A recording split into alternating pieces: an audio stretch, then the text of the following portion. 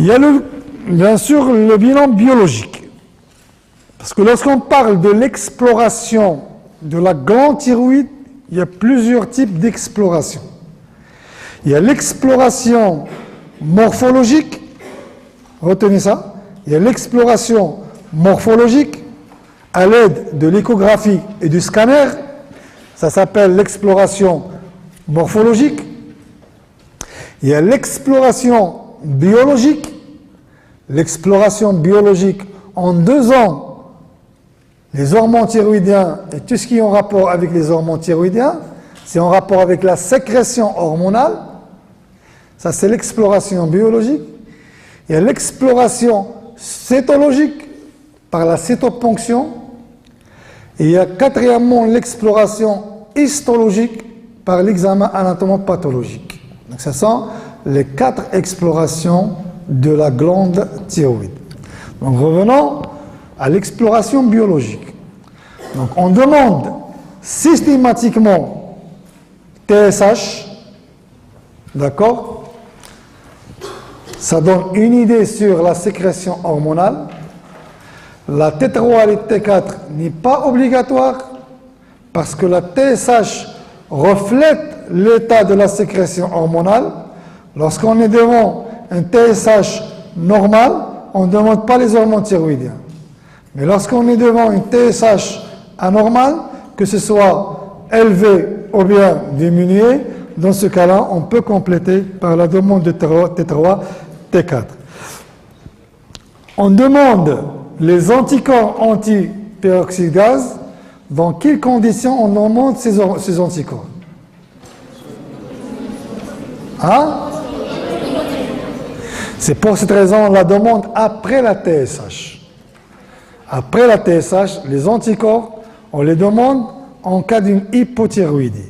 Pourquoi en cas d'hypothyroïdie? Parce qu'on sait très bien que la plupart des dysthyroïdies auto-immunes s'accompagnent d'une hypothyroïdie. Hashimoto, tout ce que vous connaissez comme dysthyroïdie auto-immune, se manifeste dans la plupart des temps d'une hypothyroïdie. Et donc, lorsque la TSH est augmentée, cela reflète une hypothyroïdie. Et on peut compléter par la demande des anticorps anti-peroxydase et anticorps anti-récepteurs de TSH. La thyrocalcitonine est très importante aussi. Pourquoi? Voilà, pour les cancers médulaires qui siègent au niveau des cellules parafolliculaires, les cellules C. La calcémie aussi, hein, on la demande des fois lorsqu'on est devant une suspicion de cancer médulaire. La scintigraphie. La scintigraphie, retenez ça, n'est pas systématique en matière de nodule thyroïdien ou bien en matière de goitre. Pourquoi? Quel est le principe de cette scintigraphie? C'est quoi le principe et l'objectif? Qu'est-ce qu'on cherche? La fixation. Et la fixation est un synonyme de quoi? Hein? De l'hyperfonctionnement. D'accord? On cherche soit une hyperfixation qui reflète l'hyperfonctionnement, c'est-à-dire l'hyperthyroïdie, l'hypersécrétion des hormones thyroïdiennes, ou bien on cherche une hypofixation et des fois carrément un nodule extinctif, hein, qui va entraîner une amputation du reste du parenchyme thyroïdien. C'est le seul parenchyme qui fixe, c'est le nodule thyroïdien, et donc le reste du parenchyme ne fixe pas. On parle donc du nodule extinctif qui va se manifester bien sûr par une extinction de tout le corps thyroïdien. Et donc on cherche soit l'hyperfonctionnement, soit l'hypofonctionnement. Et donc cette scintigraphie n'est pas toujours systématique.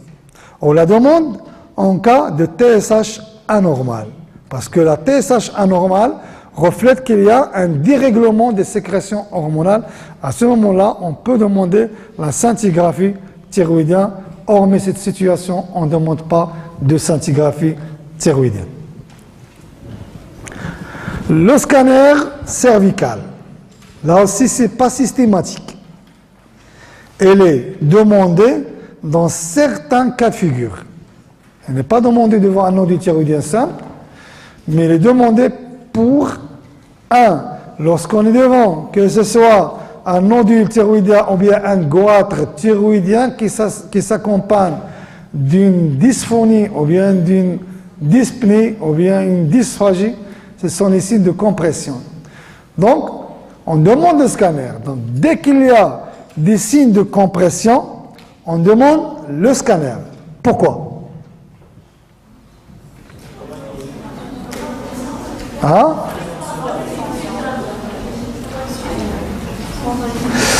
C'est juste pour expliquer cette dyspnée et cette dysphonie et cette dysphagie.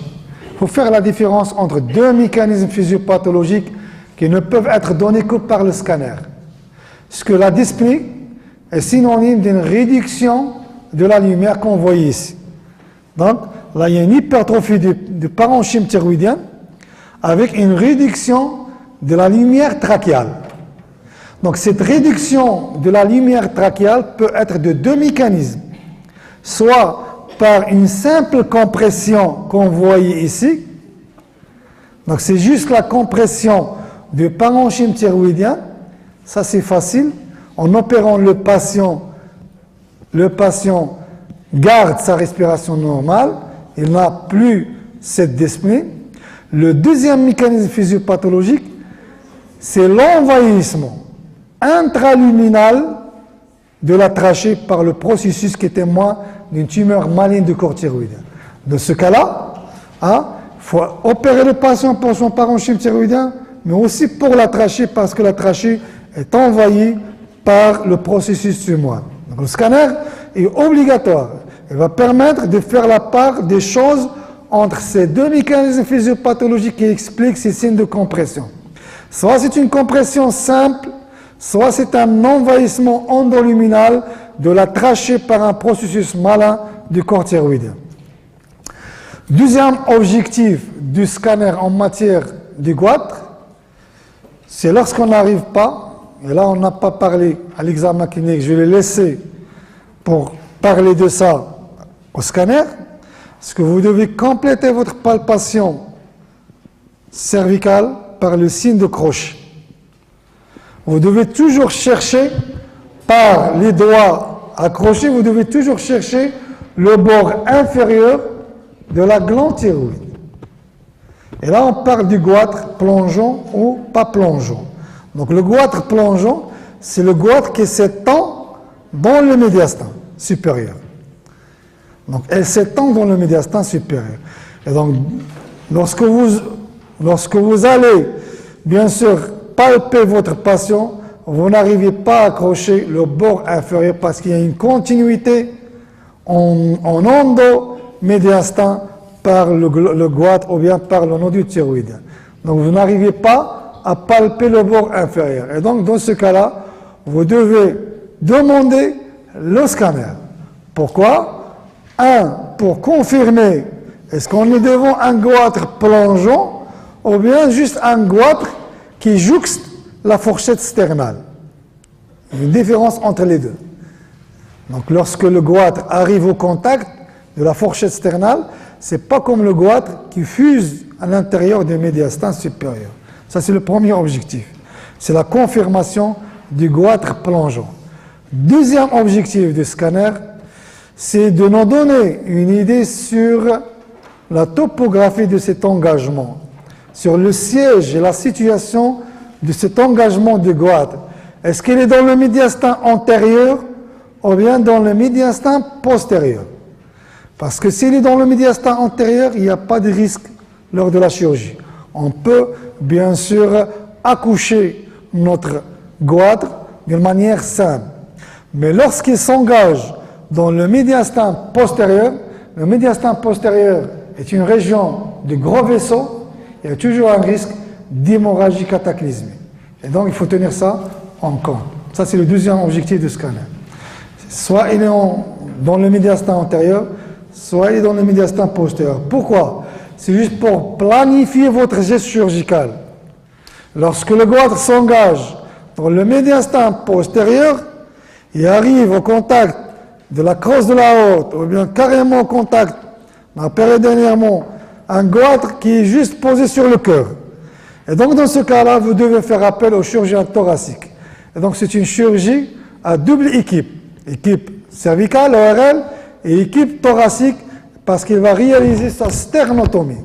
C'est l'ouverture du thorax par une sternotomie pour accéder aux goitres qui sont vraiment tellement plongeants et qui arrivent au contact du péricarde.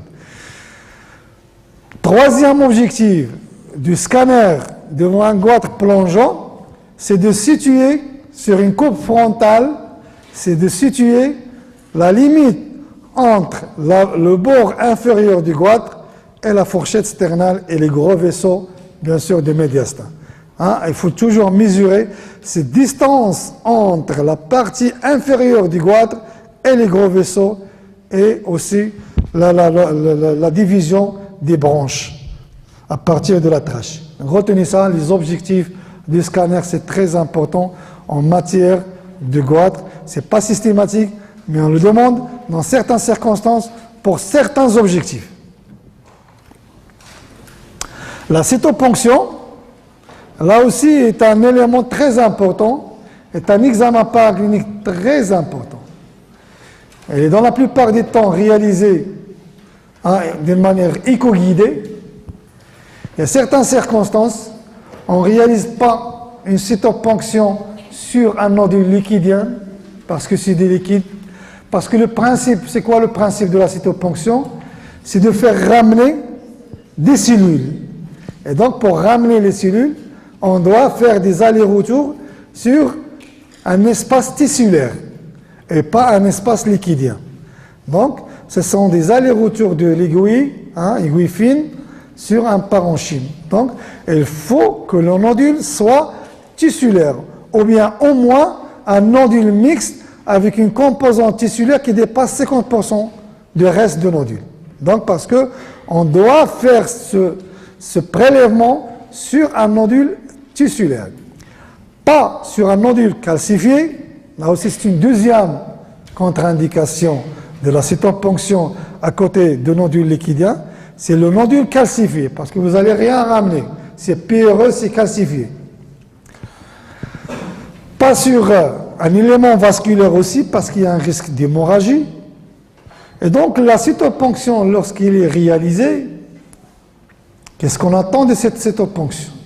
Généralement, on peut avoir 4 réponses. Soit l'anatomopathologiste, parce que lorsqu'on parle de la cytoponction, il y a 2 intervenants. Un, il y a l'ORL qui va réaliser cette cytoponction, et 2, il y a l'anatomopathologiste qui va faire la lecture de cette cytoponction. Et donc, c'est un examen matériel dépendant et qui dépend aussi de l'expérience du praticien. Parce que c'est un geste à double équipe, le préleveur et l'examinateur. Et donc, la réponse va être de 4 manières.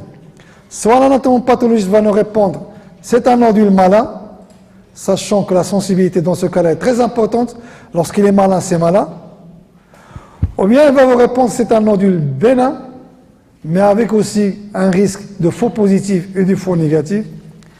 Soit il va vous répondre, examen inexpliqué, il n'y a pas de réponse. L'anatomopathologiste n'arrive pas à faire la différence. Soit est bénin, soit c'est malin, donc il n'arrive pas à faire la différence. Parce qu'il y a certaines systématisations, certaines structures vésiculaires qui sont difficiles à lire sur l'examen anatomopathologiste et on n'arrive pas à avoir la confirmation de nodule, sauf sur un examen histologique, sur une pièce opératoire.